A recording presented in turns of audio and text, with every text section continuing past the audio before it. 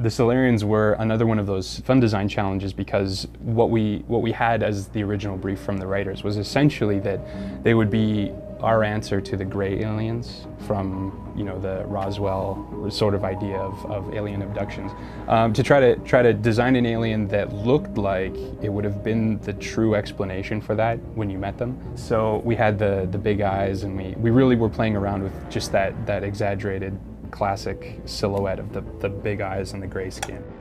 The Salarians were like warrior poets, that they had a higher, more refined sense of culture than some of the other aliens, because we knew between both the Batarians and the Krogans, those were going to be very warlike races. So we wanted a race that was more, not less dangerous, but just more peaceful about it. And so trying to get a sense of that. The big black eyes help with tranquility and just that sense of alertness. So trying to find ways of giving them like the heavy eyelids and the very like long, sophisticated, kind of like dour British expression on their face. Part of the great thing about collaborating on projects like this, after the head was approved, I passed the head on to another artist, and he was able to extend that into the body and give a really alien form, something unexpected with the concave chest, which again was, we had been moving in different directions with the Krogan and the Turian, so we found that, you know, we could scoop out the chest cavity.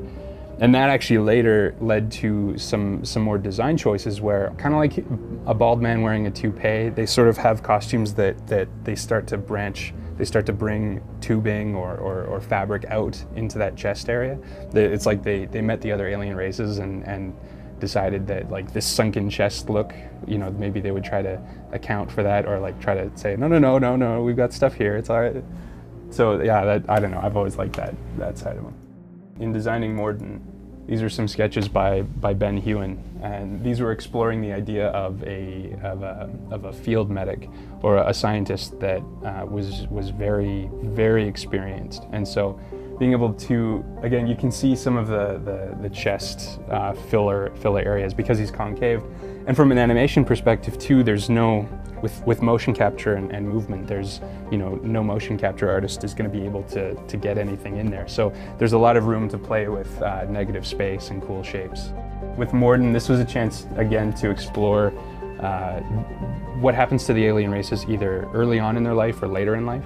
And I think that's one thing that really helps to ground the alien races in Mass Effect, is that we don't just show the one and then that's it. We're able to show in different glimpses kind of the lifespans of some of these characters. So Morden, the design brief was to say, you know, what would the Clint Eastwood Salarian look like?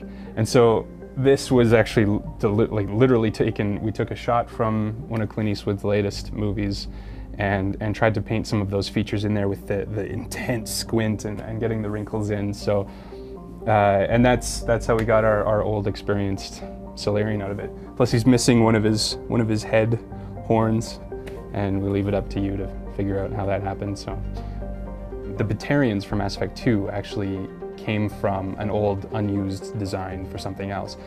He originally had these big fins sticking out of his head, but we knew that they had to wear human armor and have human helmets. So we had to we basically squeezed him into man shape and then stuck a helmet on him, and then Batarian, there you go. I know there have been some things that have been designed and built that have not been in Mass Effect 1 and 2. And I can't really speak more to that because I'm not sure what's making it in. But I mean, we designed the Shadow Broker for that whole DLC thing. So I think everybody, there's nobody on the team that doesn't want to see more alien races. We'll put it that way, yeah.